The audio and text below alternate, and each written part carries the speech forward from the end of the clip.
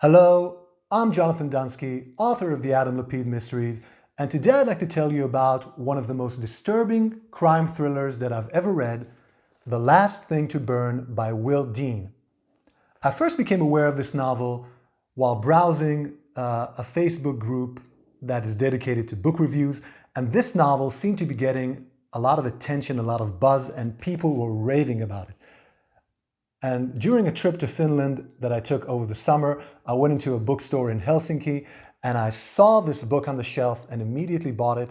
And I just finished reading it a couple of weeks ago, and I want to tell you about it now.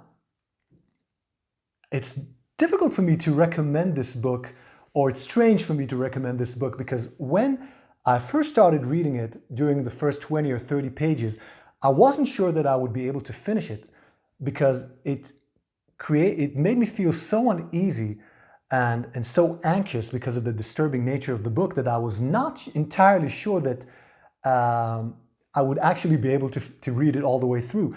But as I was getting this sense of unease, I was also being drawn into the story. So I persevered and sort of got into the flow of the story. And I'm very glad that I finished this book because I think it's excellent. And it also deals with an important topic that more people should be aware of and think of and take action about. So what is the story in The Last Thing to Burn, and why is it so disturbing? The Last Thing to Burn is the story of Thanh Dao, a Vietnamese young woman who arrives in Britain, or is brought to Britain along with her sister, in the hope of improving her life, of getting a better paying job than she could have gotten in Vietnam, sending money back to her family, and perhaps even building a new life for her in Britain. And of course, she arrives in Britain illegally by someone who smuggles her in. And she and her sister are made all sorts of promises by the people who smuggle them into Britain, but all these promises of them getting a good job, of having a good place to live, and being able to send money back home. All these promises are broken, and Thanh Dao is sold into slavery to a guy called Len. And Len is a farmer who lives on this huge flat farm somewhere in Britain, and he is a particularly horrific villain.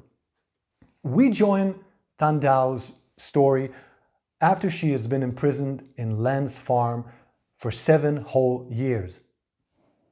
During that time, she has made certain attempts to escape, and we actually join the story when she makes yet another attempt to escape, but it is very difficult to her to escape this farm because, for one thing, it is huge, and there are no houses nearby. The farm is flat, so even if Len leaves the house and she tries to escape, he will be able to see her from anywhere on his farm because there's nowhere that she could hide. And when she tried to escape, soon after she first arrived on that farm, Len broke her ankle in quite a vicious way. So now she has, and it has never healed properly. So now she has one crooked ankle that is always giving her pain, and it is very difficult for her to walk, let alone run. So it's almost impossible for her to escape. She could try to kill this guy, Len, but he is described as this huge person, very powerful physically, and he threatens her with harm to her sister because he says that he is in contact with the guy holding her sister, and if something happens to him, they will know that they should harm her sister, so she doesn't want any harm to befall her. What is even more disturbing than this case of just human trafficking and slavery is how Len strips Thanh Dao of the things that the few things that she owns, and strips her of several layers of her identity. For instance, he doesn't call her by her name, he calls her Jane, which is the name of his mother and of his first wife, who is deceased, and we don't know at the beginning of the story exactly what happened to her. And she rebels against that, but only on the inside. She doesn't dare to rebel too much against Len because he will punish her. And one of the ways in which he punishes her is by burning the few items that she has brought with her to the farm when she first arrived there. She came with several small items, small possessions, and whenever she does something that makes him mad, like trying to escape, or she doesn't clean his house as she is supposed to, or she in any way rebels, he takes one of these items and burns it in the stove in the kitchen. And this stove is one of the central elements of this farmhouse. It is used for cooking, for heating, and also for punishment.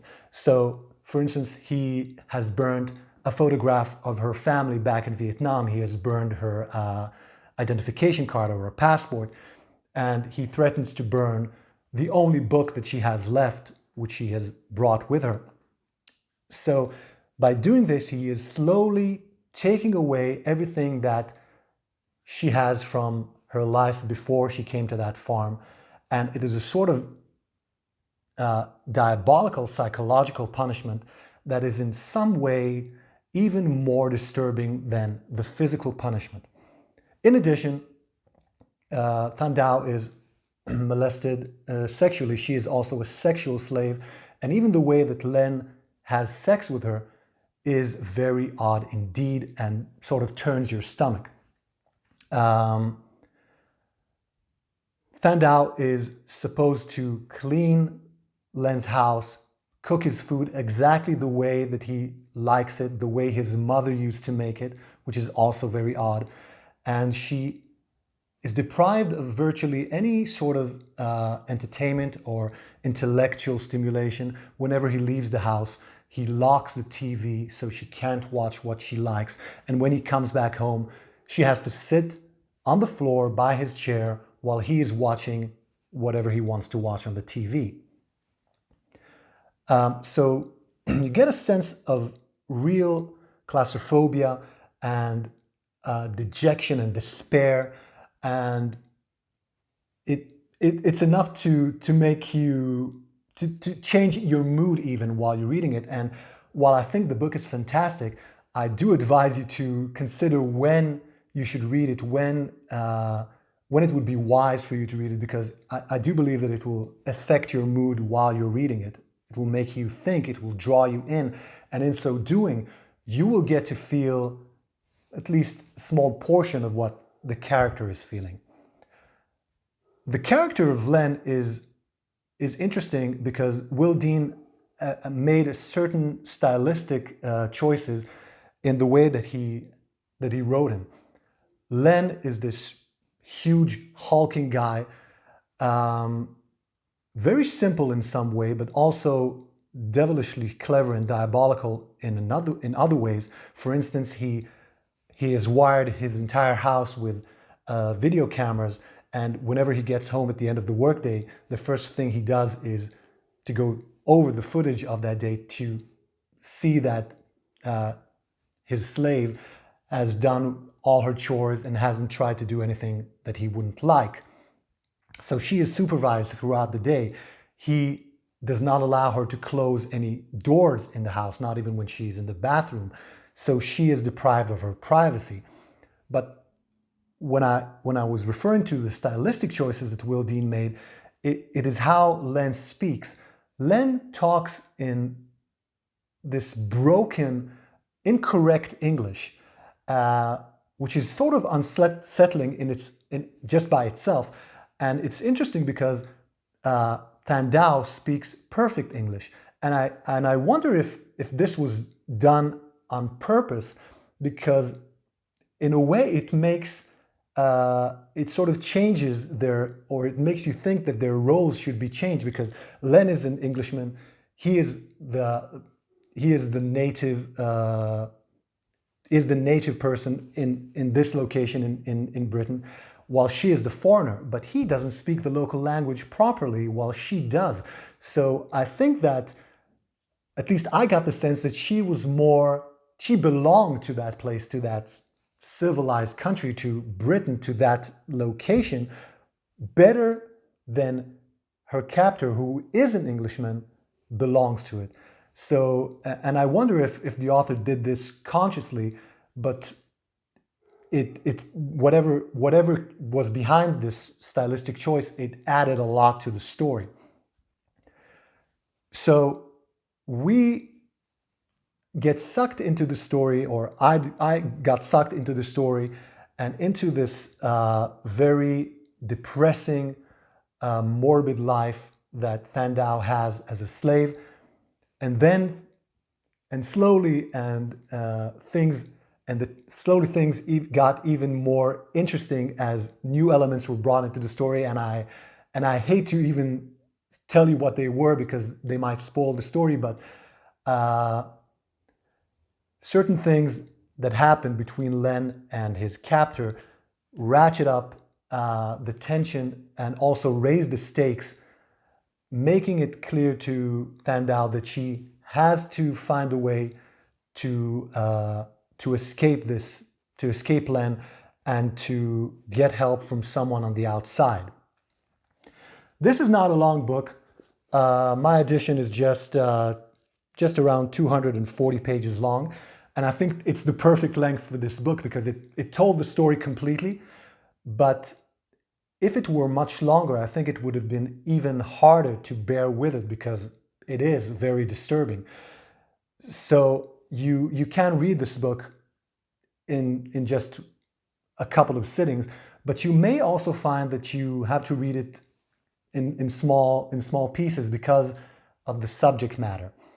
I think this is an important book to read, not just because it is well written and the story is very good, but also because of the subject matter. Human trafficking is a blight on society and it should be eradicated. And I wonder what had led Will Dean to choose this subject for this book, but I think that he has done a tremendous job in driving home the cruel reality of what human trafficking is, what it does to its victims, and I think this elevates this book above many other thrillers that deal with more or with less, let's say, visceral or less cruel topics and issues.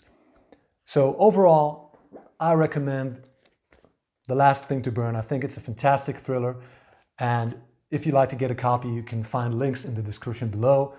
So if you're in the mood, and only if you're in the mood for a disturbing thriller, check this one out. It will be well worth your time.